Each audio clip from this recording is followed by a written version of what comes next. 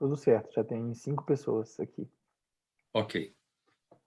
Queremos estender a todos vocês uma boa noite. Você é muito bem-vindo ao nosso canal. Estamos iniciando hoje a primeira live desse canal e nós temos a honra de termos aqui um convidado especial para tratar também de um assunto muito importante. Nós estaremos, em poucos minutos, introduzindo o tema, enquanto as pessoas estarão chegando até o nosso canal para participarem desta live. E você que já está conectado, você é muito bem-vindo para poder participar desse momento conosco. Não importa onde você esteja, nós queremos dizer a você que Deus está ao seu lado e Deus estará abençoando você nessa noite ao participar desse programa que nós preparamos com muito carinho para você nesta noite. Nós temos a honra de receber nesta noite um colega nosso, na verdade ele é meu aluno, trabalhamos juntos, e ele estará abordando um importante tema conectado às origens do movimento de reforma adventista. E nós queremos introduzi-lo, e você que está aí nos ouvindo, você poderá participar conosco desta live, usando o chat do YouTube para poder compartilhar e também formular as suas perguntas, poderá colocar ali as suas observações e também interagir conosco ao longo desta live. Então, você pode fazer uso, nós temos uma pessoa que estará selecionando as perguntas ao longo da nossa transmissão. Então, você é muito, muito, muito bem-vindo e é uma honra tê-lo conosco nesta noite. Eu quero, então, introduzir em primeira mão o nosso primeiro palestrante. Se trata da pessoa do pastor Ângelo Gabriel da Silva. Ele é nascido na cidade de Icém, no estado de São Paulo, uma cidade próxima à cidade de São José do Rio Preto. Ele nasceu nesta cidade e foi batizado na Igreja Adventista em 1984 e já estava nesse período na Igreja de Vitória da Conquista, na Bahia. Ele tem um carinho especial pela Bahia e ele foi recebido como membro na Igreja de Guanambi, também no estado da Bahia.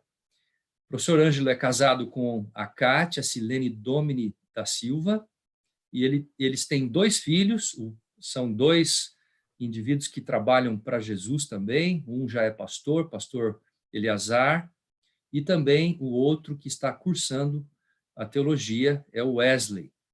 Pastor Eleazar e Wesley, vocês são muito bem-vindos também nesta noite para estarem aqui conosco.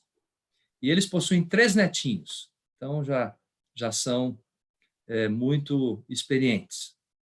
O pastor Ângelo, ele cursou o curso de teologia na Faculdade de Teologia da Bahia. Ele concluiu o programa de teologia em 1987, em 97, melhor, e ele, desde este período, ele vem trabalhando como pastor da Igreja Adventista na região do Nordeste do nosso país, trabalhando em várias cidades, em vários distritos pastorais. Ele tem dedicado a sua vida à pregação do Evangelho.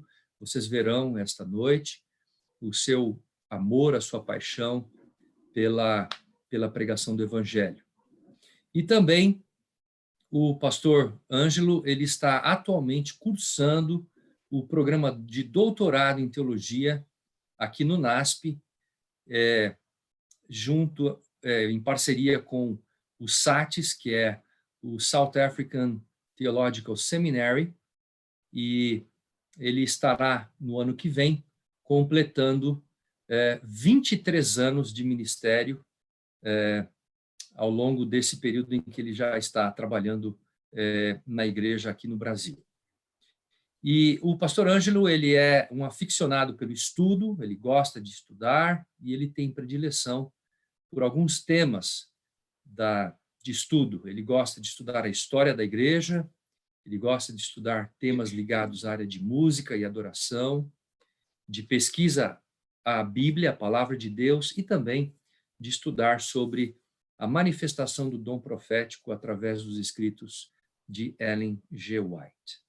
Então, essas são algumas palavras introdutórias para que nós possamos, então, nessa noite, receber com muito carinho o pastor Ângelo em nossa live aqui.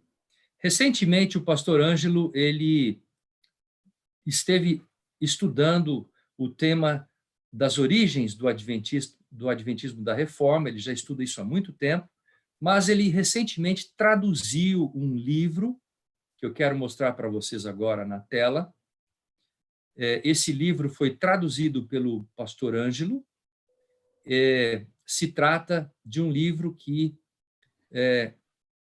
trabalha o centenário do movimento da Adventista da Reforma na Alemanha, iniciando nesse período que está aí na tela, né? E ele traduziu esse livro está já à disposição de todos que quiserem adquiri-lo através do site do Amazon.com.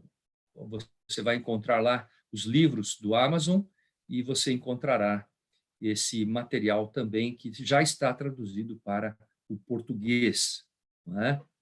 Então, e nesta noite, então nós temos a honra de convidar o pastor Ângelo para poder, então, estar conosco ao longo desta live. Pastor Ângelo, muito boa noite. Eu queria que você desse as suas primeiras palavras aí, antes de nós iniciarmos oficialmente a nossa live. Boa noite, pastor Estêncio. Boa noite aos queridos irmãos, amigos, todos os que nos veem pelo canal do YouTube, nessa transmissão que estamos fazendo desse tema interessantíssimo. Ele faz parte da história da igreja, né? E, portanto, deve ser estudado constantemente, analisado, tirado todas as lições que pudermos da nossa história, porque quem conhece a sua história se preserva de cometer os mesmos erros no futuro, né? Estamos Sim. muito gratos a você que está conosco neste momento conectados. Esperamos que, pela graça de Deus, ao término deste nosso encontro, possamos ter crescido como indivíduos, crescido social e espiritualmente e religiosamente na nossa caminhada e no conhecimento da nossa história. Muito bem. Só uma palavrinha para a gente introduzir nesse momento. Pastor Ângelo, qual foi a motivação de você estudar o tema do Adventismo da Reforma? Em poucas palavras. Bom, pastor, se nós pudermos fazer, eu penso que já poderíamos fazer isso e já entrarmos no tema. Talvez pudéssemos fazer uma oração antes, é possível? Vamos orar, então. Ok. Vamos orar.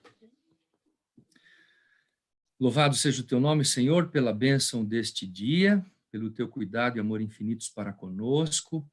Nós suplicamos nesse momento que venhas estar nos iluminando, especialmente o pastor Ângelo, ao expor esta temática tão importante para todos nós. Amém. E abençoes também a cada um dos participantes, dos internautas que estarão participando desta live, que também sejam abençoados por ti. Nós tudo te pedimos e agradecemos em nome de Jesus. Amém. Amém. Muito bem, eu só introdutoriamente perguntava qual foi a motivação da sua busca por esse tema, de forma bem breve, assim, em poucas palavras, você pudesse sintetizar o assunto, antes da gente entrar na temática. Bom, o detalhe é que eu comecei a mensagem adventista pelo reformismo, né? Onde morava em Guanambi, as pessoas com quem eu convivia frequentavam uma igreja da reforma e eu frequentava. Eu frequentei 2 movimentos de reforma, cheguei a conviver com 3 movimentos de reformas diferentes na cidade de Guanambi, né? Então, essa foi para eu deixar de me batizar na igreja da reforma e batizar na igreja adventista, eu precisava ter uma razão para isso, eu precisava de entender E o que eu fiz foi justamente isso. Eu fui estudar e mesmo convivendo com pessoas do movimento de reforma, eu fui visitar a igreja adventista e Sim. terminei me tornando adventista do sétimo dia. Excelente. Muito bem, então, vocês podem perceber que o nosso palestrante tem uma vivência sobre o assunto. Então, vamos iniciar a nossa live, pastor Ângelo. Em linhas gerais, pastor Ângelo, você poderia nos dar um panorama sobre quem são os adventistas do sétimo dia do movimento da reforma? Eu já vou compartilhar aqui a minha tela, que eu fiz questão de anotar alguns detalhes referentes a estes irmãos queridos, para que eu não cometesse o erro de deixar algum aspecto que seja importante relacionado às suas origens de fora, ok? Bom, veja só, em primeira mão eu diria que os irmãos do movimento de reforma são pessoas muito sinceras, né? Eles são pessoas estudiosas e são interessados em saber a verdade acerca da fé, da religião. São pessoas que buscam viver aquilo que conhecem. Pessoas que, por suas fortes convicções e ensinos recebidos, eles creem que a Igreja Adventista do Sétimo Dia, mundialmente falando, apostatou porque os alemães defenderam o uso de armas em 1914. A propósito, eu tenho, inclusive, um outro material já preparado sobre esse aspecto, que é muito interessante. Eles são pessoas, na sua maioria, que deixaram a Igreja Adventista em 1915, né, tendo como base, de fato, visões que certos indivíduos tiveram e cujas razões foram alimentadas pelos documentos feitos por certos líderes da Igreja Adventista do Sétimo Dia na Alemanha, entregues ao Ministério da Guerra ali. Eles, então, fundaram o movimento de reforma em 1915, na primavera de 1915, a despeito de o site alemão da Sociedade Missionária Internacional colocar ali como a sua origem sendo o outono de 1915, os primeiros membros da Sociedade Missionária dizem que a sua origem, de fato, é a primavera de 1915. Este movimento se dividiu em outros, sendo a maior dessas divisões ocorrida em 1951, né? E aí formaram-se dois grupos, a Sociedade Missionária Internacional dos Adventistas do Sétimo Dia, Movimento de Reforma, e a Igreja Adventista do Sétimo Dia, Movimento de Reforma. Desses dois movimentos juntos, hoje no mundo nós temos cerca de 120 outros que se dividiram, que se ramificaram deles. Eles são as pessoas às quais foram dadas informações, elas foram dadas a conhecer parte apenas da verdade, mas aquilo que elas conhecem, elas se baseiam nisso com muita segurança, e o objetivo nosso é partilhar o outro lado, para que eles possam conhecer hoje estas questões relacionadas à sua própria história. Muito bem, pastor Ângelo.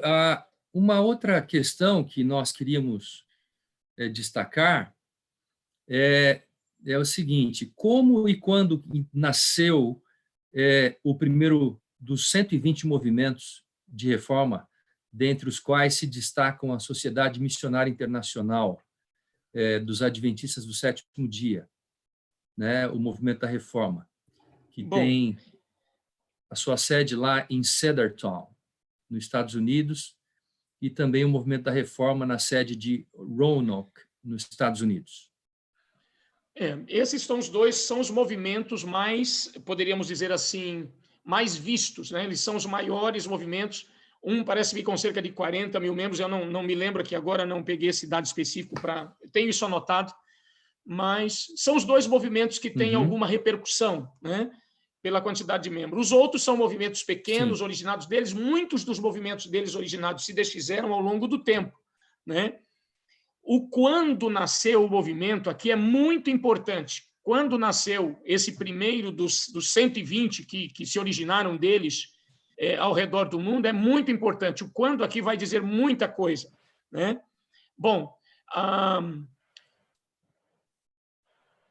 veja só, olha o que diz um conteúdo interessante. No final da tarde da quinta-feira, de 22/7/1920, isso está no protocolo de Fredensal, houve um diálogo entre dois indivíduos, duas pessoas que se apresentavam como presidentes.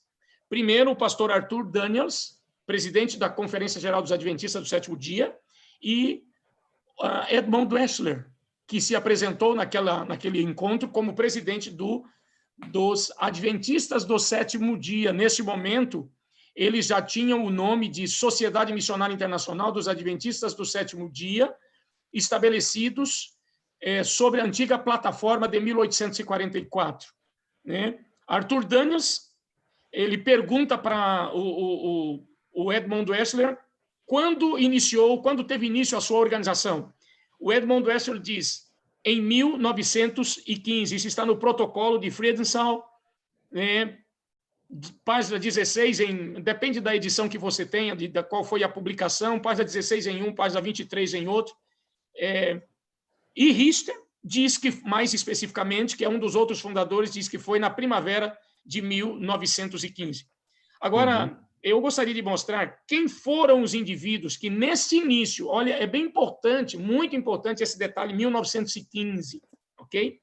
Quem foram os indivíduos que estavam envolvidos no nascimento do movimento de reforma, sem nenhuma criação, sem nenhuma... Deixar os próprios documentos dizerem quem eram as pessoas que estavam por trás da fundação do movimento em si, ok?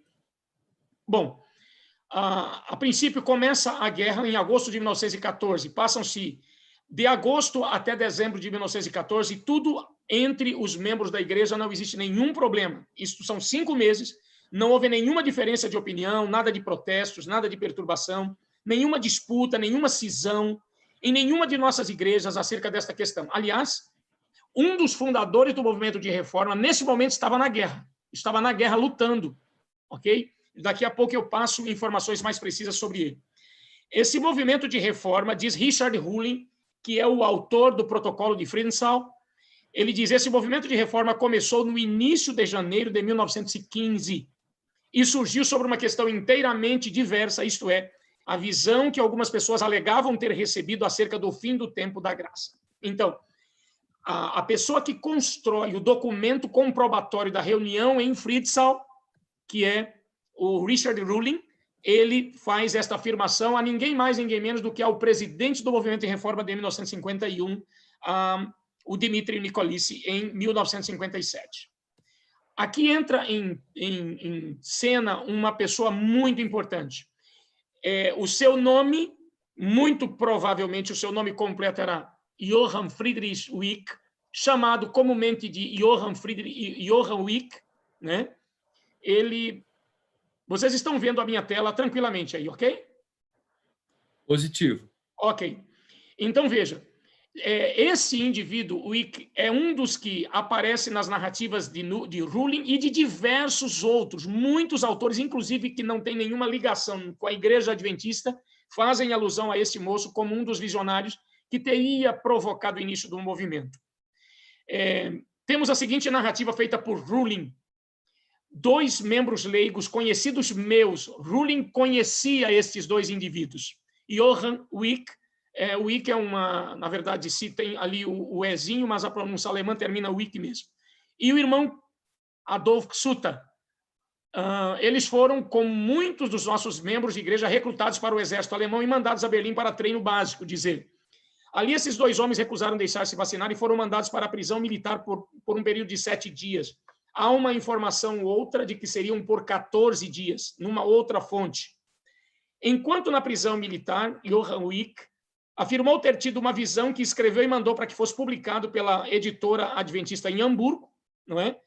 Órgão de publicação daquela igreja ali, da Igreja Adventista, e a Igreja Adventista recusou-se a fazer a publicação desta visão dele. O Ruling prossegue ainda dizendo que, quando esses 2 homens foram soltos da prisão, eles desertaram do exército e foram para Bremen, onde encontraram refúgio na casa do ancião da igreja. Na verdade, eles seguem até Berlim, de lá eles devolvem a sua farda, né, providenciam alguém para mandar a farda do exército de volta e vão para Bremen, e há uma informação de que o Adolf teria ido para Kiev, né? Bom, Johann coletou dinheiro para publicar particularmente sua visão, na qual lhe foi mostrado que quando as frutas de caroço florescessem, que seriam as cerejas, as ameixas, na primavera, por volta de abril e maio, terminaria então o tempo da graça. Veja, ele afirmava ter sido também lhe mostrado que deveria relatar essa visão aos líderes da igreja alemã, né, e se eles não aceitassem, a igreja estaria apostatada. Isso é dito por Ruling. Bom, quando Alphonse Balba, ele faz essa narrativa, ele parte de uma outra fonte, né? Ele usa uma outra fonte, e olha como ele narra. Ele aceita essa narrativa, né? Deixa eu voltar aqui, ele aceita essa narrativa e ele reproduz, mas ele usa outra fonte. E a fonte diz: Friedrich Wieck e Adolf Suchter foram recrutados para as Forças Armadas nos primeiros dias da guerra. Isso aqui é uma narrativa feita por um líder do movimento de reforma. Ele está narrando a mesma coisa que um adventista narrou, ok? Mas se recusaram a portar armas. Olha que coisa interessante. Aqui ele é colocado como alguém com princípios reformistas muito sérios, não é? E deixa eu dizer uma coisa aqui, queridos. Nós não estamos emitindo juízo de valor sobre aquilo que estas pessoas fizeram, ok? Os motivos que os levaram, não. O que nos interessa aqui são análise dos fatos. Aliás, eu acho que eles tinham talvez muitas razões para portarem-se como portaram-se, mas nós queremos nos ater aos fatos e permitir que você analise aquilo que você percebe acerca da situação. Então, diz que ambos receberam permissão para servir sem armamento durante várias semanas até a partida para o combate, e depois, pela primeira vez, foram presos por 14 dias por se recusarem a tomar vacina. Então, veja que se trata dos mesmos indivíduos. Foram advertidos que, se continuassem a resistir, seriam executados por fuzilamento. Pouco antes de sua partida para o fronte de batalhas, desertaram e esconderam-se em Berlim, de onde devolveram o uniforme para a unidade. Finalmente, eles foram posteriormente presos, examinados em sua posição religiosa, eles foram condenados a 5 anos de prisão. Castigo que outros adventistas, aqui coloca-se entre as reformistas. Olha, irmãos, isso aqui é uma outra incompreensão grande que às vezes existe na narrativa.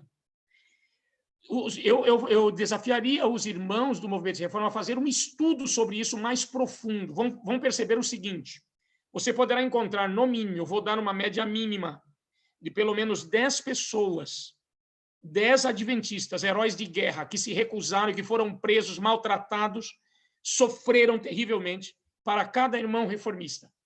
Essa foi uma pesquisa que eu tive que desenvolver para não ser injusto com os dois lados, né? Eles foram condenados a 5 anos de prisão, castigo que outros também já haviam recebido, e por recusarem-se a servir o exército. Na prisão, a saúde de todos foi prejudicada por falta de agasalho e nutrição adequada. 5 morreram após a libertação. Bom, interessante isso aqui. Há uma narrativa que não é feita sobre Johann Wieck. Johann Wieck foi convocado para o exército no dia 3 de agosto de 1914 e foi para o fronte de batalha e lutou. Esta informação ela é muito importante e poucos irmãos a possuem, ok?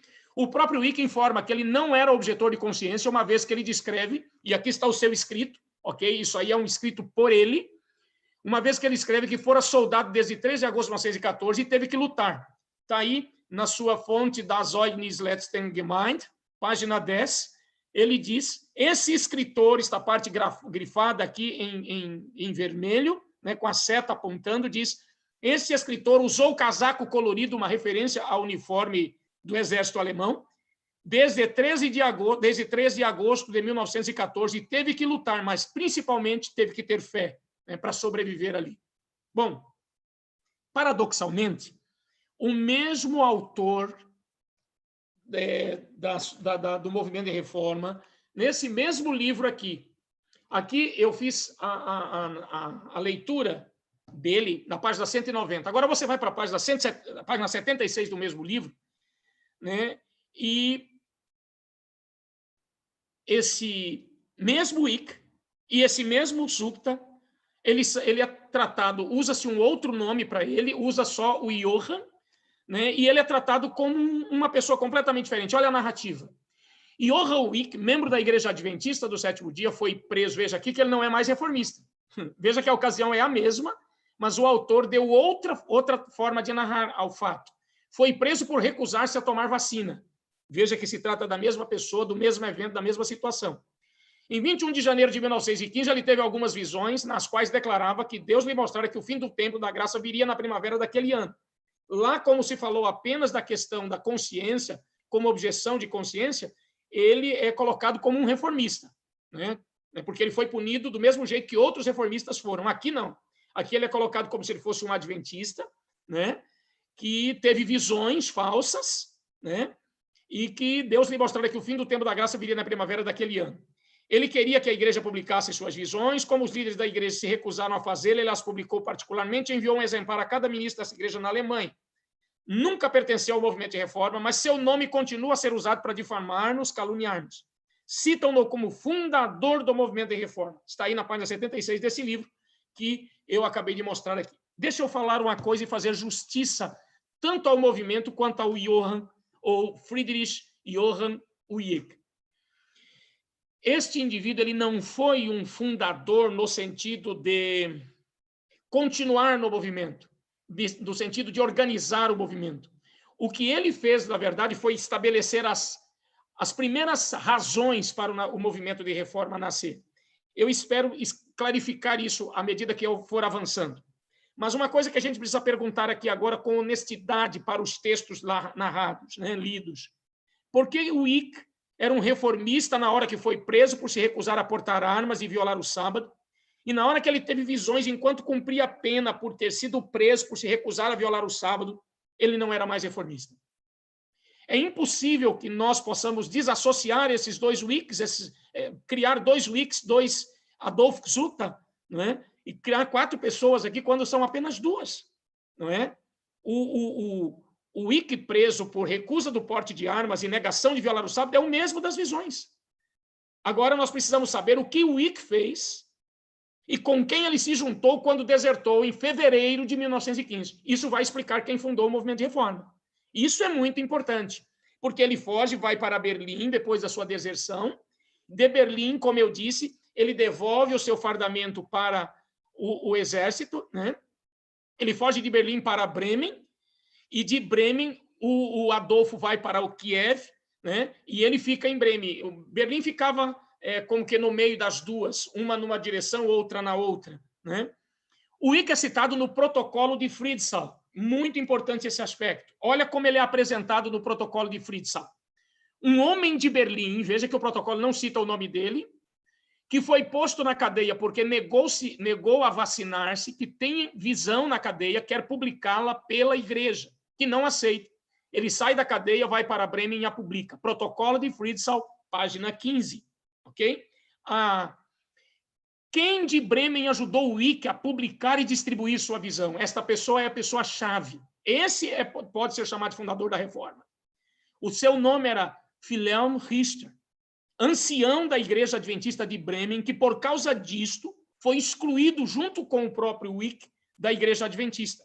Ele é citado ainda na mesma página como o primeiro homem que havia publicado algo, né, a visão, e que em março de 1915 publica novas profecias e denúncias contra a igreja. Aqui uma referência ao Wieck novamente.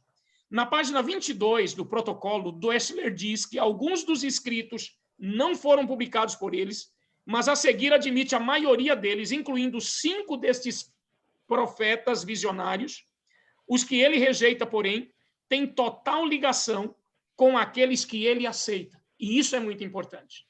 Há um link completo, absoluto, entre os rejeitados e os aceitos. Ok? Bom. Pastor Ângelo. Sim. Enquanto você descansa um pouco aí a sua voz, nós queremos notificar os nossos internautas que, se desejarem fazer alguma pergunta sobre o tema que estamos discorrendo nessa noite, através dessa exposição, podem usar o chat do YouTube e você formula ali sua pergunta para que nós possamos, então, colocá-la para ser respondida. Um detalhe importante, pastor, o senhor fez menção a esse protocolo de Friedensal. O que vem a ser esse protocolo de Friedensal, por favor? Bom, o protocolo de Friedensal, aqui eu tenho um original dele, né? Você pode ver em alemão. Eu tenho aqui uma tradução dele para o português. Eu tenho 3 ou 4 traduções em espanhol e em inglês desse documento para comparação, né? Esse documento, ele é um documento aceito tanto por adventistas quanto por reformistas. Esse documento foi taquigrafado por Richard Hullin, narrando as conversas de ambos os lados. Todo adventista deveria conhecer esse material. Não, você não precisa, se você ler atentamente o material, você não precisa de outra coisa para você compreender profundamente tudo o que aconteceu ali, as falhas dos nossos irmãos alemães. Não podemos jamais deixar de reconhecer o erro de Ludwig Conrad. Não podemos. Houve uma falha com a qual a igreja não concorda, puniu-o por isso, ele teve que se retratar ali mesmo diante de 500 delegados. Eu tenho essas retratações feitas em 3 ocasiões diferentes, nesses documentos, e retratou-se novamente numa outra conferência e retratou-se numa reunião que houve. Bom, como foi que o dito Wick foi para Bremen e se juntou com outro fundador do movimento de reforma, o Wilhelm Richter, como já citamos. Lá, ele conseguiu dinheiro com os irmãos de Bremen, provavelmente através do ancião, né? E talvez até de valores da própria igreja, dos dízimos, e ele publica essa obra que está aqui na tela, Das Zeugnis der letzten Gemeinde, onde ele diz, se você prestar atenção aqui na parte de baixo, ele coloca 2 Bs, prisão em B, Berlim aqui, quando ele teve a visão, prisão em Berlim, janeiro de 1915. Aqui embaixo ele coloca a data de publicação e coloca de novo um B, só que agora não é mais Berlim, é Bremen. Ela foi publicada em Bremen, início de fevereiro de 1915. Por que ele usou B e B? Ele estava foragido da polícia. Ele era foragido, ele era desertor. E ele queria confundir aqueles que o procuravam, dando a entender que ele ainda estava em Berlim, para ser procurado lá e não em Bremen. Daqui ele vai fugir, mas ele será preso, muito provavelmente, na igreja de Essen-Krey, que foi dissolvida logo depois, não é? Lá, depois de fazer isso, tanto o Wilhelm Richter quanto o Wick são removidos da igreja. O Wick será preso e, por isso, não tem mais nenhuma ligação com o movimento. A sua ligação se encerra aí, com o movimento de reforma, porque ele é preso e vai ficar 5 anos na cadeia. Ele é preso aí por volta de fevereiro, março, talvez, de 1915. Não sei se ele alcança abril, mas porque alguém fala de semanas, não fala de meses, fala de semanas, né? E quando ele está preso, o movimento de reforma tem a sua reunião em Friedrichshain, em 1920. Ele ainda estava preso. Quando ele sai da cadeia, ele não procura mais. Bom, é muito importante nos lembrarmos de que, em março de 1915, ele publica outra obra. Veja que ele não, por isso que eu disse, ele talvez não chegue a abril. Essa obra intitulada Paz e Verdade Presente à Luz da Bíblia. Aqui ele reafirma o fim do tempo da graça para a primavera de 1915, não é? Aqui também ele dá início ao jargão do movimento de reforma que a liderança adventista havia apostatado por violar os 10 mandamentos. Ele cita isso claramente, né, nesse material. E isto é motivo para se criar, então, uma outra igreja. Se a igreja adventista apostatou, temos que criar outra. Esse era o pensamento. Então, ele é excluído da igreja em abril. O Wick escreve nas páginas 7 e 8 que o tempo da graça termina no auge da primavera. Na página 12, ele afirma que o mundo já estava maduro para a colheita em 1912. E na página 14, ele afirma que os líderes adventistas se desviaram dos 10 mandamentos. E na 16, ele diz que por causa dessa apostasia, a chuva serôdia não mais cairia sobre a igreja adventista oficialmente, mas em grupos separados que tivessem ideias semelhantes. Aí tem diversos outros grupos, né? Bom, a esta altura, março de 1915, Richter está agindo em Bremen, distribuindo o material dele, de Wick, né? E dando apoio ao Wick em Kiev, ao Wick que estava na região de Essen-Krey e Bremen, e em Kiev a Adolf Ksuta, a partir também de Berlim, o qual já tem consigo, nessa ocasião, ele volta de Kiev para Berlim, o Adolfo, né? E ele tem consigo 2 pastores, 2 ex-pastores aspirantes adventistas. Eram eles o pastor Samuel Essner e Karl Rosfeld, né? De acordo com o Jacob Patz, os adventistas do 7º dia e o serviço militar na Primeira Guerra Mundial. Richter foi retirado da liderança da igreja em Bremen, excluído dela por volta de abril, devido a seu apoio dado a Wick. E, em Essen-Krey, 80% da igreja adventista local adere às ideias de Richter e Wick. Essa igreja foi dissolvida 40 de seus membros foram excluídos e não mais aceitos como membros. Aqui, a Igreja Adventista do Sétimo Dia responde às publicações de Wick, né? A Igreja Alemã responde àquilo que ele havia escrito em seu folheto intitulado Para Esclarecer ou Esclarecimentos, né? Esse foi o panfleto publicado pela União Alemã dos Adventistas. Isso em abril de 1915. Mesmo assim, no mês seguinte, em maio, os seguidores de Wick chamam a Igreja Adventista de Babilônia pela primeira vez. Claramente, veja, isso é maio de 1915. A esta altura, o Wick provavelmente já estava preso. Ele já havia sido alcançado pela polícia e levado para a cadeia. O grupo dele convidava as pessoas para saírem de Babilônia, para um êxodo bíblico, dizia ele. Essa postura de que a Igreja Adventista da Babilônia será mantida pelos irmãos reformistas por praticamente toda a sua história. Hoje, alguns reformistas apenas têm coragem de afirmar claramente a Igreja Adventista da Babilônia. Mas a liderança superior da Igreja tem orientado para que isso só seja falado de forma muito restrita, somente entre eles, somente entre os seus membros, nunca para a Igreja Adventista em si, né? Então, vejam, como continuador de seu parceiro Wick, Wilhelm Richter, que, por sinal, vai voltar para a Igreja Adventista. Ele não morre no movimento de reforma. Ele volta, assim como Karl Rosfeld não morre no movimento de reforma. Muitos dos primeiros líderes voltam para a Igreja Adventista, ok?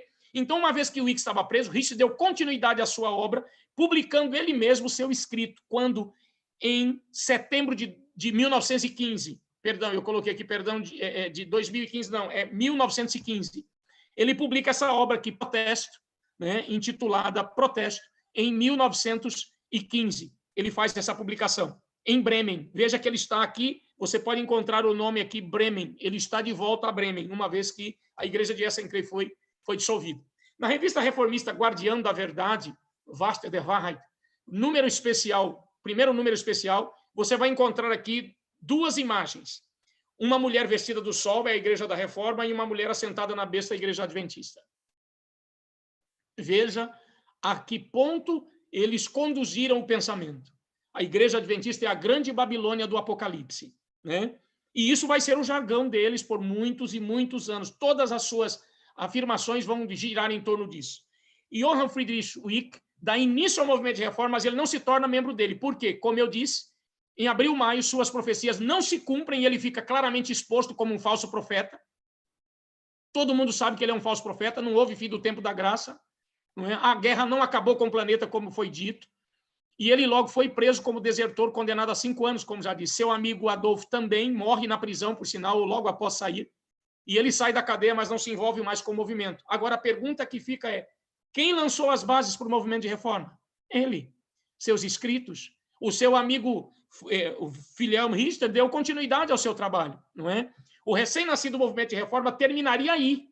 Se não tivesse acontecido, dois fatores contribuíram para isso. Primeiro, a entrega feita pela liderança da Igreja Adventista Alemã de novos documentos, porque os anteriores não tinham provocado tanta celeuma. Aliás, esta celeuma só vai começar a partir de janeiro, final de janeiro, início de fevereiro, já com as publicações de Wick, não é? Então, quando esses documentos são entregues ao Ministério da Guerra, dá-se uma razão para o movimento continuar existindo. Essa é a primeira grande razão para eles continuarem existindo. E outros falsos profetas que vão continuar profetizando novas datas. Esses falsos profetas, muitos deles serão aceitos pelo movimento de reforma em seu meio. E aí agora cabe a nós provar o que estamos dizendo. E é isso que vamos tentar fazer no pouco tempo que nos resta aqui. Veja alguns exemplos dessas falsas vozes proféticas que deram continuidade ao nascimento, por assim dizer, do movimento de reforma. Aqui está um deles, Ewald Hermes.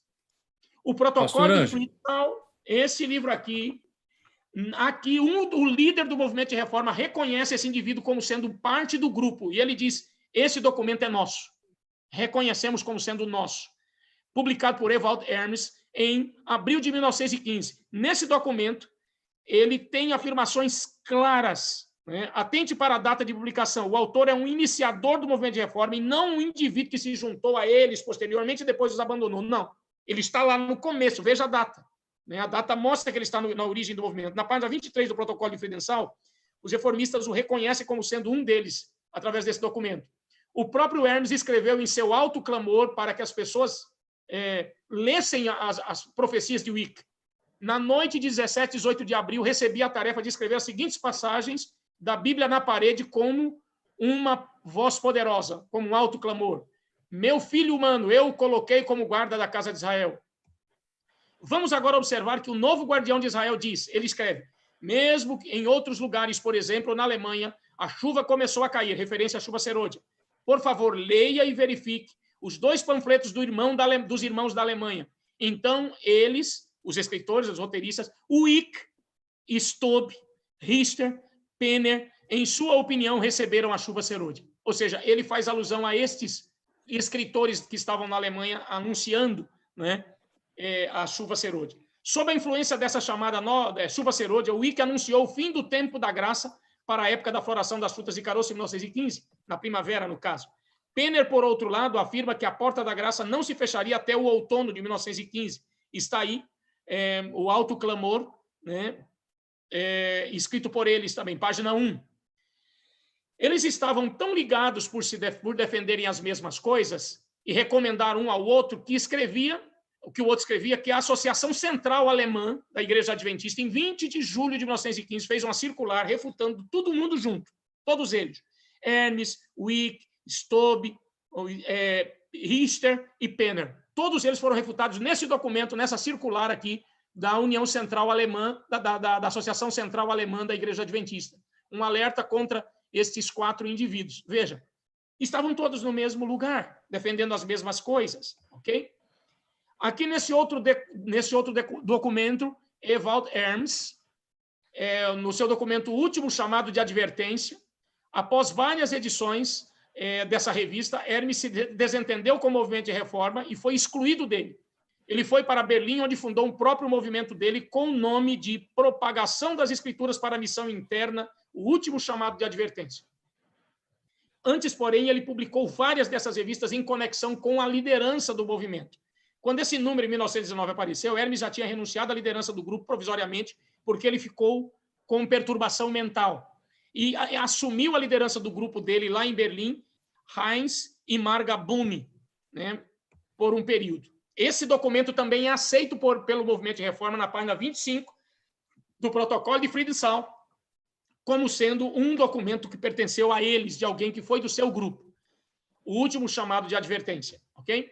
Ele publicou mais 7 folhetos que mais tarde os reformistas foram identificar como sendo ditados pelo demônio, né? Veja que a situação ficou bem complicada, eles mesmos entenderam que um espírito maligno havia ditado aqueles livretos para ele. Contudo, isso só vai ocorrer depois de 1916, porque em 1916 o movimento de reforma publica a obra de Ewald Hermes chamada O Último Chamado de Advertência, como diz a página 25 do protocolo de Friedensau, ok? Ou seja, ele estava na formação do movimento já em 15, ele publicou sua primeira obra, publicou outras 7 brochuras cheias de visões, algumas das quais o Alto Clamor, O Último Chamado de Advertência, e o movimento de reforma reconhece como tendo sido publicadas por eles, conforme lido no protocolo de Friedensau, páginas 23 e 25. Outro falso profeta, Peter Balbierer. Esse indivíduo merece um comentário especial. Ele fez baseado em várias passagens da Bíblia, 1844, mais 70 anos de Jeremias 25:11, vai cair em 1914. Então, a guerra é o fim do mundo mesmo. Acabou, Jesus vai voltar agora e pronto. Nós não podemos nem condenar completamente essas pessoas. Por quê? O mundo nunca tinha enfrentado uma guerra mundial.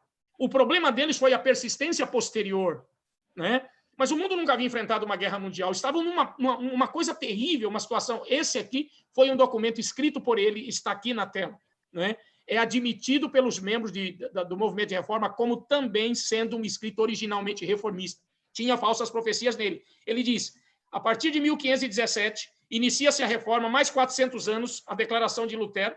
Então, o fim virá seguramente em 1917. Mais um ano de Isaías 21:16 vai terminar o mundo em 1918. Então, ele estava profetizando o fim do mundo. Era um falso profeta, não é? Bom, a última mensagem de graça ao mundo caído, publicada anonimamente em 1915, mas colocaram como se tivesse sido publicado pela Igreja Adventista. Qual era o objetivo? Desenvolver no governo uma repreensão aos adventistas, levar a igreja a ser punida, não é? O que é uma coisa bastante ruim para a igreja ali. Bom, Nesses escritos, Sinais dos Tempos, de Karl Hochschild, esse Karl Hochschild vai voltar para a Igreja Adventista em 1923, mas aqui ele era um dos ex-pastores que havia participado, ex-pastor, ele havia sido demitido do ministério e agora estava no movimento de reforma. E ele escreve esta obra aqui, intitulada Sinais dos Tempos, em 1916. Ele era um pregador reformista. Ele predisse que a Primeira Guerra Mundial era predita em Daniel 4:22. Os 7 tempos mencionados ali eram 2.520 anos, que terminariam em 1914, está na página 8 aqui.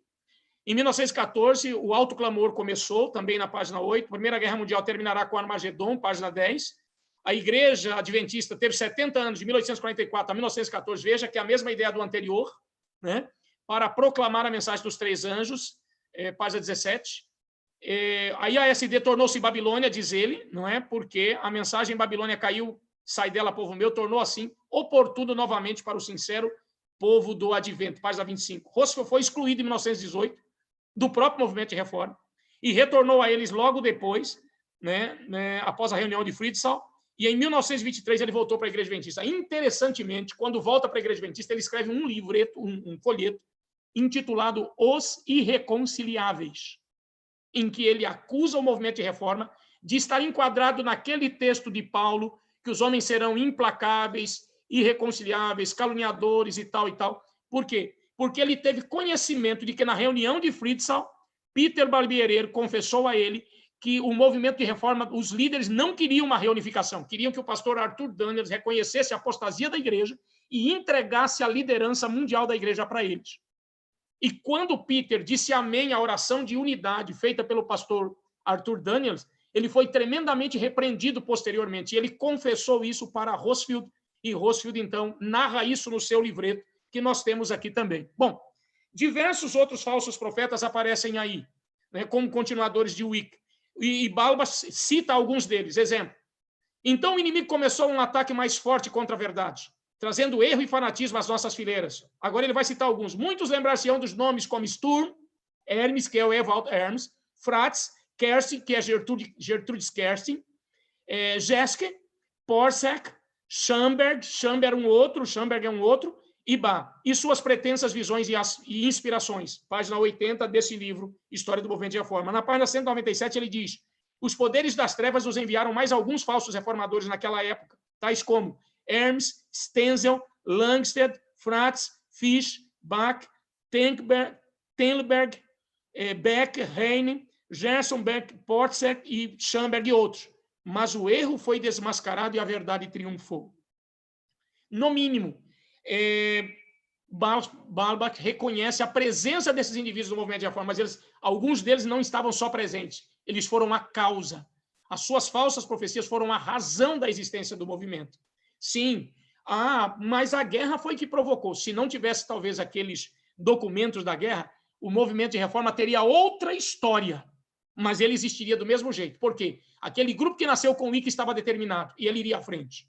Ele não pararia ali. Mesmo que não houvesse o documento da guerra, a sua história só seria outra, não é? Só seria outra. A carta de Schubert ao senhor Haug, ele diz, nas páginas 1 e 2, feita em Munique em 7 de março de 1923, razão pela qual a antiga igreja, com sua liderança, lutou tanto contra o fanatismo dos apóstatas, deve-se ao início espírita desse movimento. E olha o que ele diz. Tanto o profeta Wicca no norte, quanto Hermes no sul, provaram ser falsos profetas. Ou seja, o Hermes é aceito, o Wicca é rejeitado. Mas você vai encontrar um citando o outro. Entende?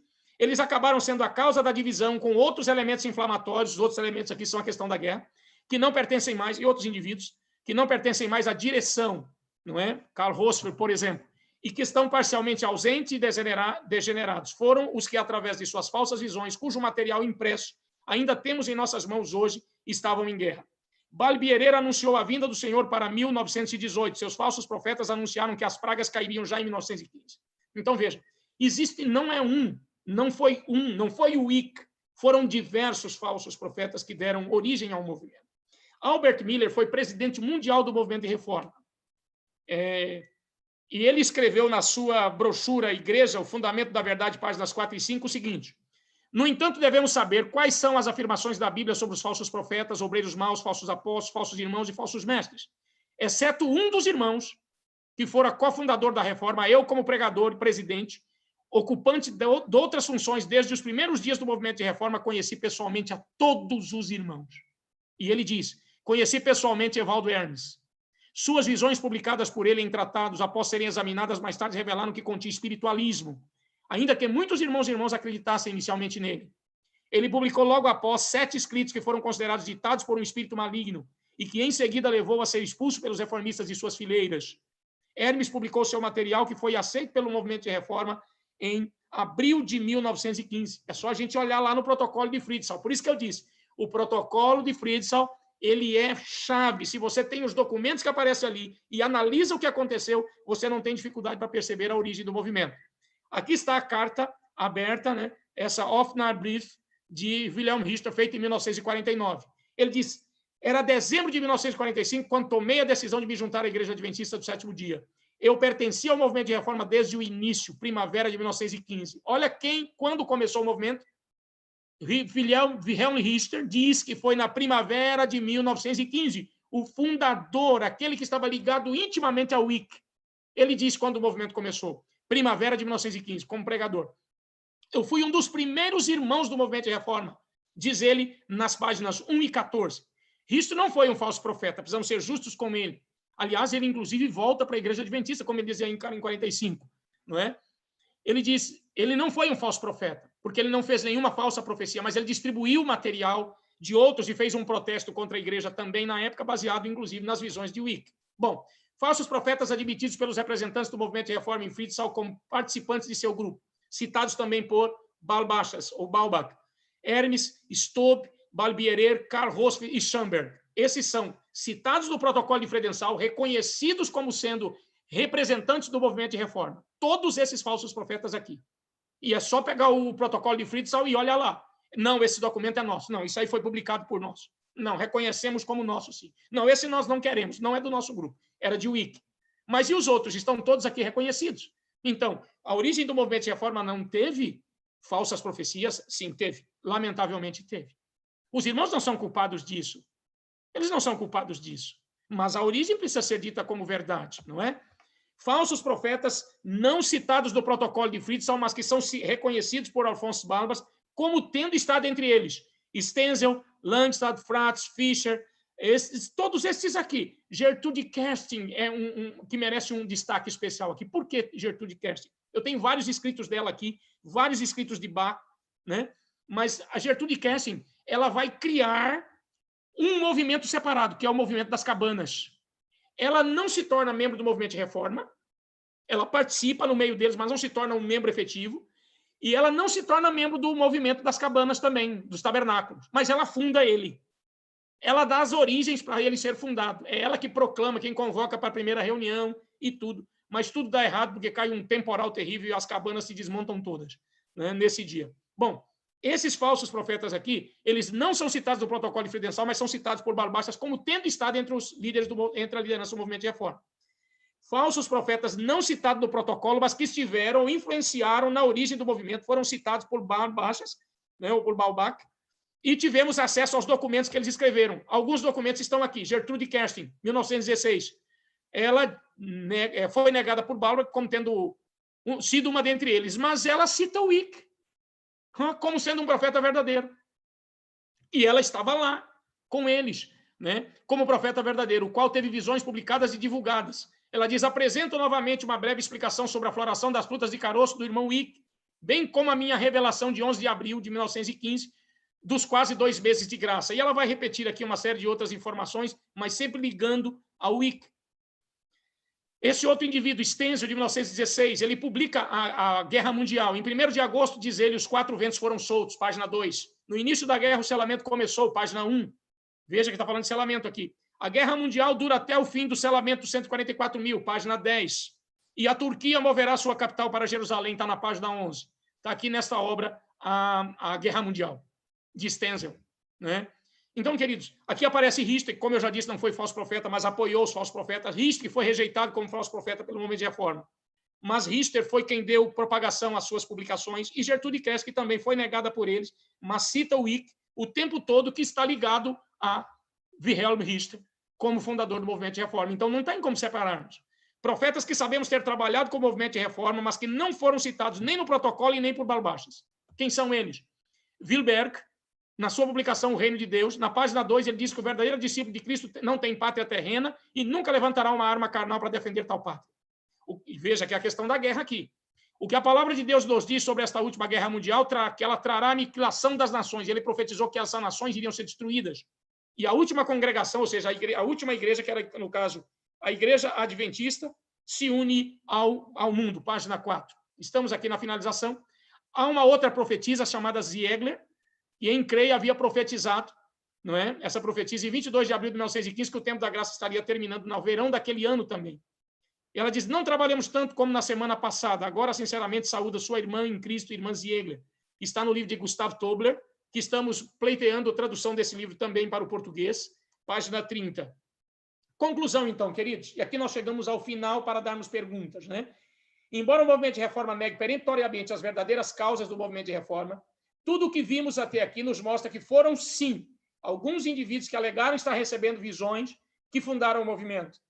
Os visionários estavam entre os próprios fundadores do movimento ou estavam ligados aos fundadores intimamente.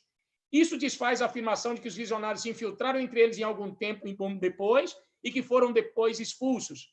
Isso não elimina a culpa confessada e pela qual pediram perdão os irmãos alemães, que forneceram combustível para que esse movimento continuasse. Mas a gente precisa ser justo também, admitindo que esses falsos profetas foram a origem verdadeira do movimento. Ok? Bom, agora nós encerramos e veremos aí se tem alguma pergunta para que a gente possa, então, responder aos queridos amigos. Muito, muito bom, pastor Ângelo, muito obrigado, muito elucidativo a sua apresentação. Eu creio que todos os participantes dessa live puderam ter uma visão bastante abrangente. Não foi possível falar tudo, porque isso demandaria mais tempo, mas o pastor Ângelo fez aí uma síntese bastante importante das origens dessa história, não é? Pastor Ângelo, nós temos vários internautas aqui participando, já temos algumas perguntas aqui que eu vou me reportar a você. Sim. Mas antes de nós falarmos dos irmãos, aqui temos o irmão Wesley de Barreiras, temos o irmão Rogério Pimenta, alguns estão trabalhando, estudando a Bíblia com os adventistas da Reforma, e alguns estão aqui postulando suas perguntas. Mas antes de nós vermos as perguntas aqui, pastor, eu queria lhe fazer algumas ponderações a respeito da sua fala. Você falou de forma bastante clara o surgimento de profetas nesse período aí, e você, obviamente, caracterizou-os como falsos profetas. A pergunta que nós trazemos para você, Ellen White morreu em 1915, não é? E logo após esse período, nós podemos ver a manifestação de pessoas que querem ocupar o seu posto, não é? Seria esse caso também aplicado à situação dos reformistas? Sim, pastor. Inclusive, alguns desses profetas, algumas dessas profetisas diziam claramente que eles eram continuadores do dom profético de Ellen White, que eles haviam recebido.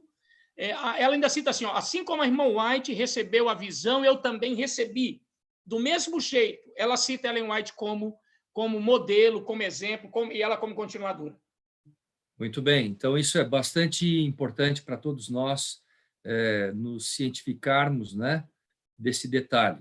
Um outro ponto que você tocou logo no início da sua fala, pastor, foi a questão de que muitos adventistas da Reforma, no início, acusaram a igreja de Babilônia, a igreja adventista do sétimo dia. Poderia discorrer um pouquinho sobre esse aspecto, de forma bem breve?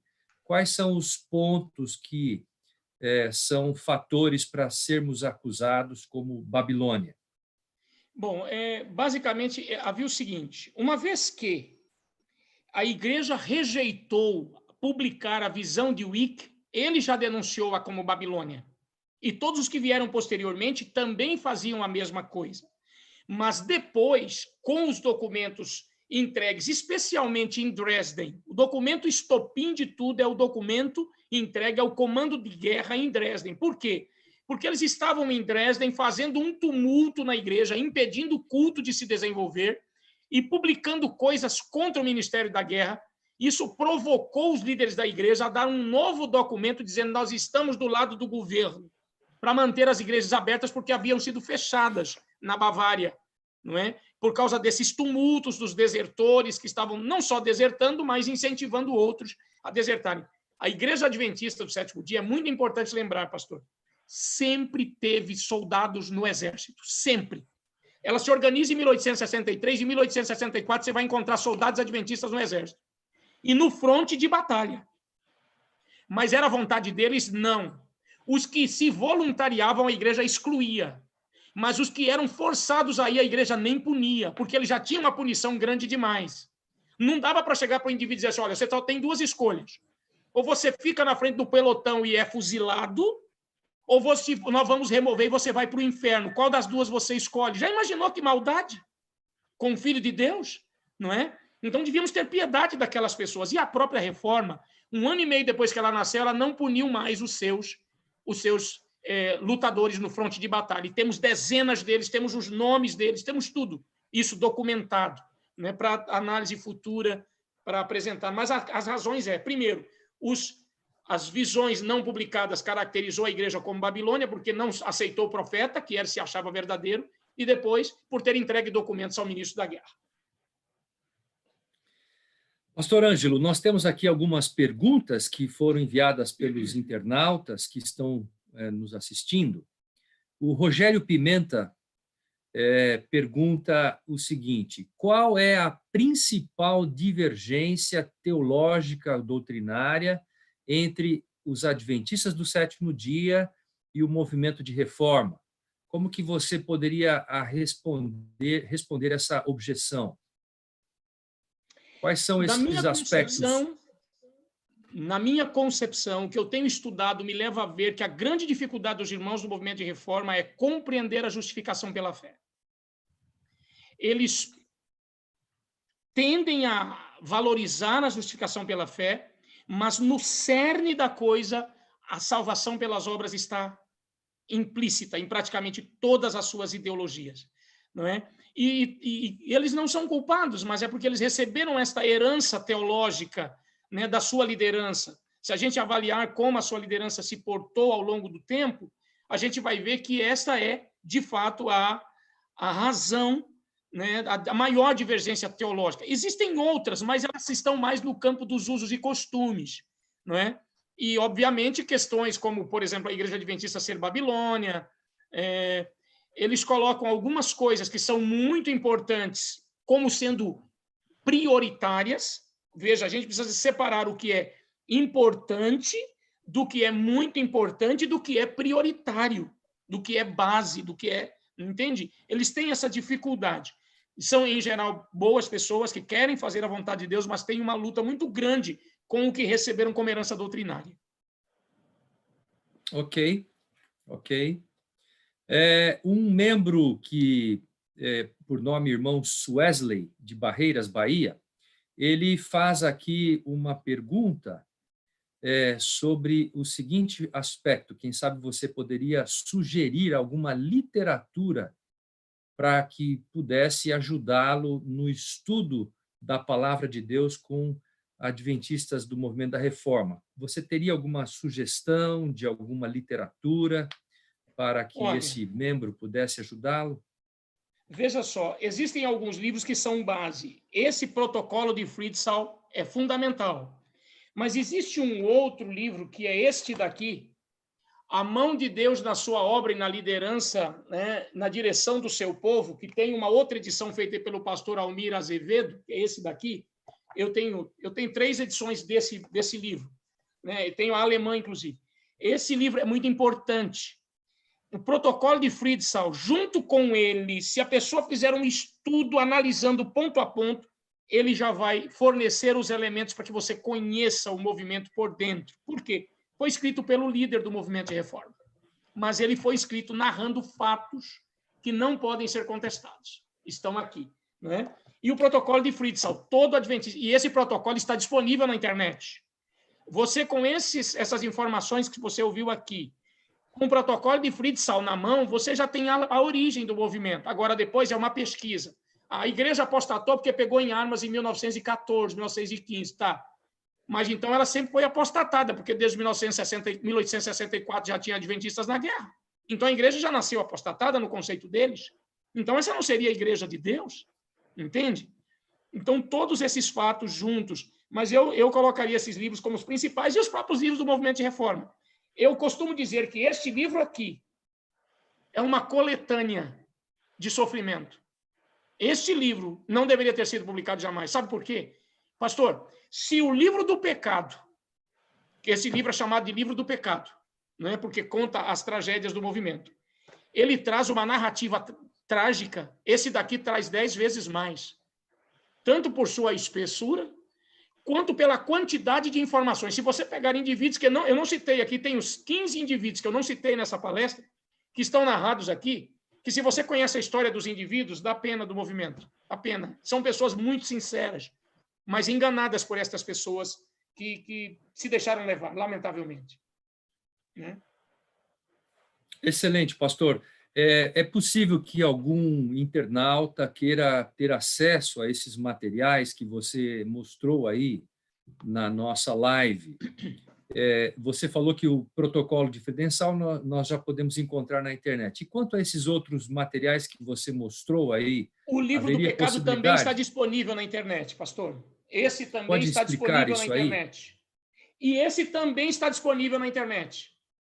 Se alguém tiver interesse e não quiser procurar, só me manda um e-mail que eu mando para eles, todos esses materiais aqui.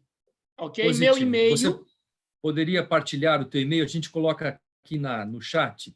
Meu e-mail, angelusgs@hotmail.com. Angelus Esse GS. final aí é LUS, Angelus, GS, de Gabriel Silva, @hotmail.com. Positivo. E aí... Eu vou colocar aqui para o meu assistente, ele coloca no chat. Então, se você está nos ouvindo, quiser contactar o pastor Ângelo para ter uma continuidade desse contato e também obtenção de materiais e sugestões, por favor, contate o pastor Ângelo, ele pode justamente ajudá-los aí nessa questão. Pastor Ângelo, há uma pergunta aqui que não quer se calar. É uma pergunta muito, muito importante que está sendo levantada pelos nossos internautas, amigos que estão participando, não é? Existe alguma possibilidade de haver uma reconciliação entre os dois grupos? Veja, pastor, a igreja tem trabalhado por isso, inclusive. Né? Houve reuniões recentes. Lamentavelmente, todas as vezes que a igreja foi procurada para uma reunificação, havia uma outra intenção por trás que foi esclarecida logo em seguida.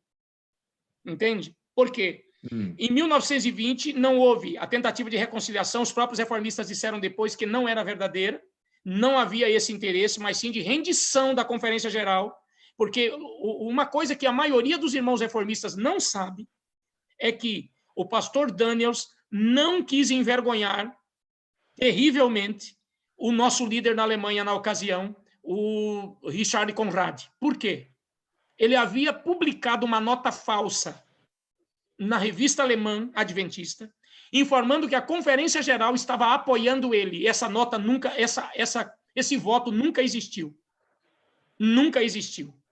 Tanto que ele foi punido, ele teve que reconhecer diante de 500 delegados, porque a reunião foi de 20, salvo engano, a 27, e eles só ficaram de 20 a 23.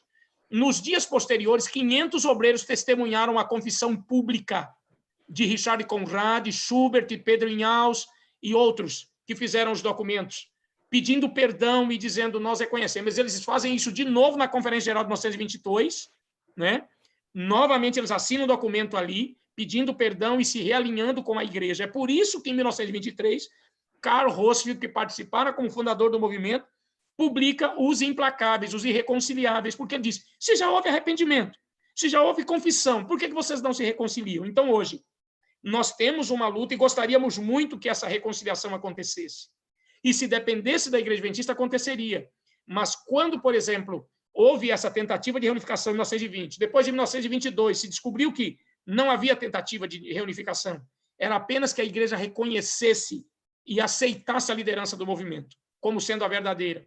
Depois nós tivemos isso novamente na década de 60 com o Dmitry Nikolic. Eu tenho a carta dele para o pastor William Branson e tenho a resposta de Branson para ele, dizendo: nos procure individualmente.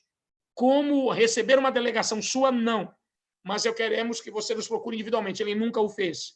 Por quê? Ele estava enfrentando um tremendo problema na liderança do grupo, porque ele havia dividido em 1951 e ele estava perdendo, tanto que ele foi excluído do movimento dele umas 2 ou 3 vezes. Ele nunca reconheceu a exclusão, não é? Então, veja, as tentativas de reunificação que houveram conosco, fora as que eles tentaram entre eles, os dois movimentos, tentaram umas 3 ou 4, não, na verdade tentaram mais. Eu tenho relatado as várias tentativas de reunificação. Mas as que foram tentadas com os adventistas, elas não foram à frente, por quê? Depois há uma demonstração de que não há interesse, lamentavelmente. Bom, atualmente temos diálogo existente, mas lá na Alemanha a coisa já degringolou tudo. Por quê? Houve uma reunião em 2014, foi feito um protocolo, mas não demorou muito. O Gustavo Castellanos publicou um material que esse livro que eu traduzi é a resposta a ele. Entende? Então, se houvesse desejo, de fato, de reunificar, não se publicaria mais coisas de ataques. E isso nos força defesas. Entende? E, lamentavelmente, como os dois movimentos têm a mesma crença, né?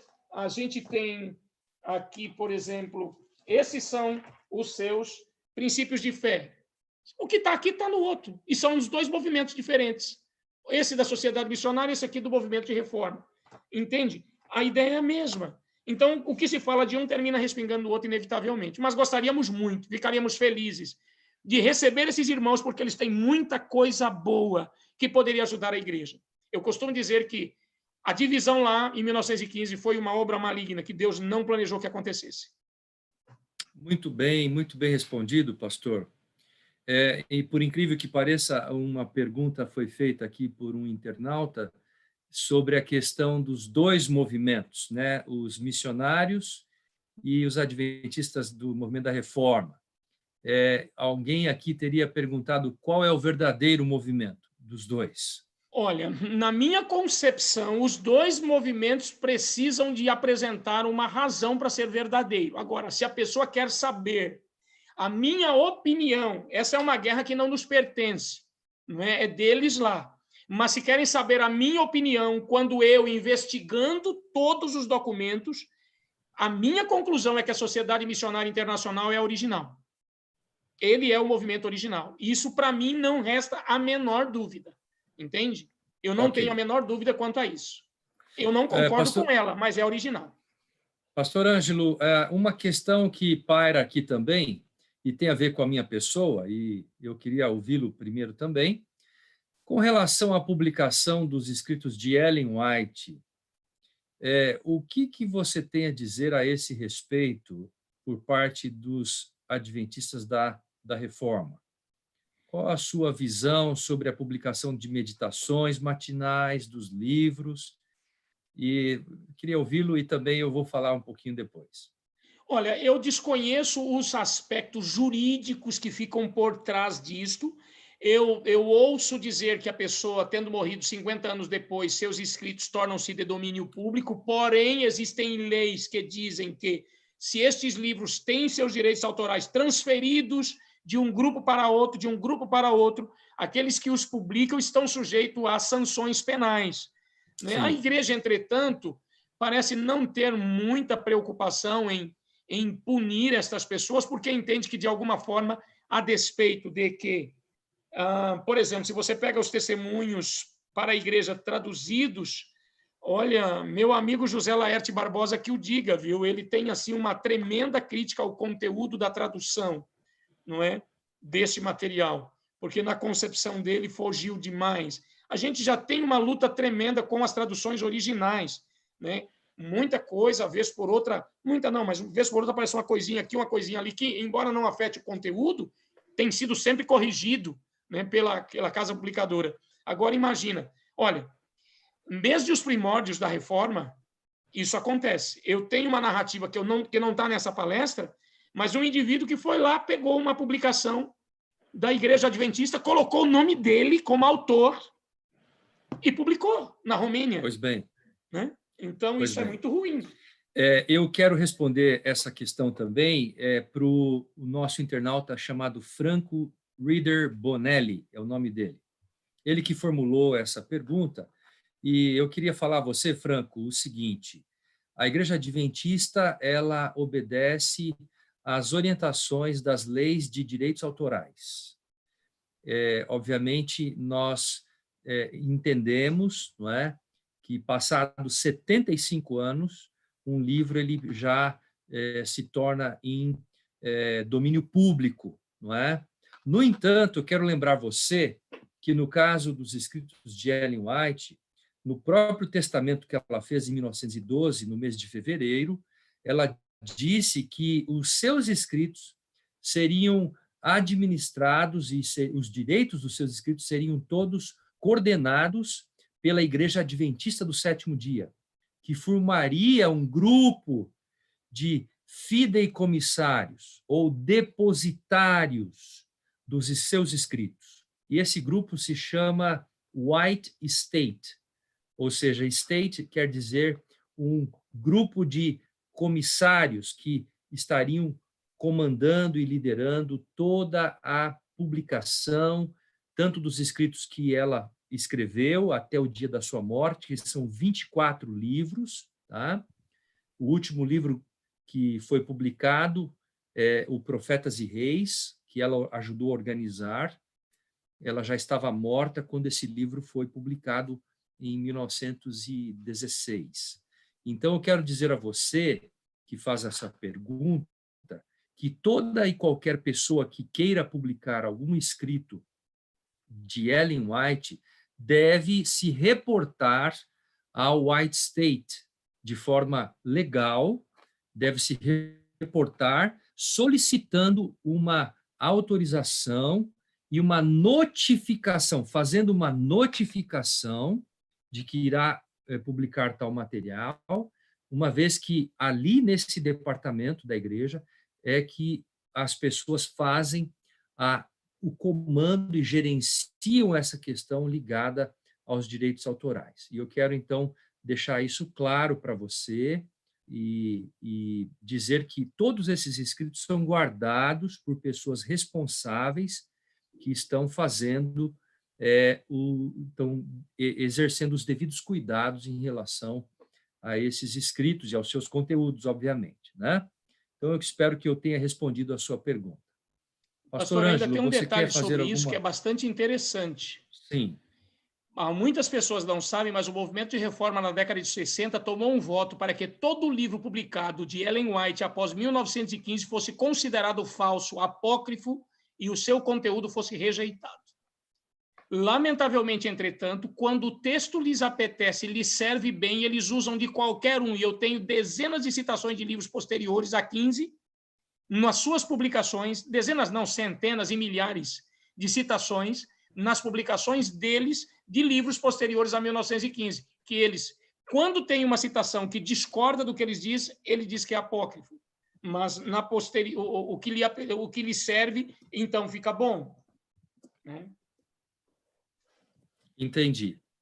Muito bem, nós já estamos caminhando para o encerramento da nossa live desta noite. Nós queremos agradecer de forma muito especial ao pastor Ângelo pela bela explanação que fez relacionado ao tema das origens do movimento de reforma. E nós queremos também agradecer a você, internauta, que esteve conosco ao longo desse período que nós passamos juntos. Queremos dizer a você que foi uma honra estarmos juntos e que Deus possa abençoar você, a sua vida, a sua família, e que Deus possa guiar, conduzir você no estudo da sua palavra e no entendimento de qual é a vontade de Deus para a sua vida, para a sua igreja e para a sua família também. Foi um grande prazer. Mais uma vez, muito obrigado, pastor Ângelo. Não sei se você quer Sou eu falar quem agradece, alguma coisa. pastor. Eu gostaria de agradecer aos diversos amigos que estiveram conosco, agradecer ao Senhor o convite, a oportunidade de estarmos juntos, agradecer ao Luan por fazer aí a moderação, cuidando, guardando aí as perguntas para nós. Enfim, agradecer a todos aqueles que estiveram conosco. Que Deus os abençoe. E independente do movimento de reforma de que você participa, saiba, Jesus o ama profundamente, meu irmão e minha irmã. E o sonho de Deus é que exista nesta terra uma igreja adventista e o seu povo todo reunido nela. Excelente. Nós queremos dizer isso em primeira mão para você que participou conosco desta live, que o vídeo do sermão, que nós estamos preparando nesse canal uma série de vídeos para colocar, para postar para você, e inclusive o vídeo desta live nós estaremos baixando já no site do canal do YouTube, tá? Você poderá ter acesso a esse conteúdo assim que nós concluirmos esta live. E você poderá também ter acesso a outros conteúdos que nós vamos postar ali no nosso canal. Que Deus abençoe você, uma honra grande estarmos juntos. Muito obrigado pela sua participação, que Deus abençoe, guarde e proteja você. Vou pedir que meu amigo pastor Ângelo possa nos despedir em uma oração. Por favor. Oremos. Bendito Deus e Pai, louvado seja o teu nome pela vida dos teus filhos e filhas espalhados em diversos lugares e conectados conosco neste momento. Rogamos a tua bênção sobre a vida de cada um deles. Que o que vimos nesta noite sirva de aprendizado para nós, para que cresçamos na graça e conhecimento do Senhor Jesus, na história da tua igreja e no sonho de que o teu povo seja um só rebanho e tenha o Senhor como único pastor. Dá-nos a bênção do Senhor para esta noite, acompanhe, abençoe, guarde e proteja, Senhor, especialmente desta peste perniciosa que tem atingido a tantas pessoas, a cada uma dessas pessoas que estão conosco aqui nesta noite, nós te rogamos e te agradecemos, em nome de Jesus, nosso Salvador. Amém. Amém, amém. Muito obrigado, uma boa noite a todos, que Deus abençoe. Amém, amém.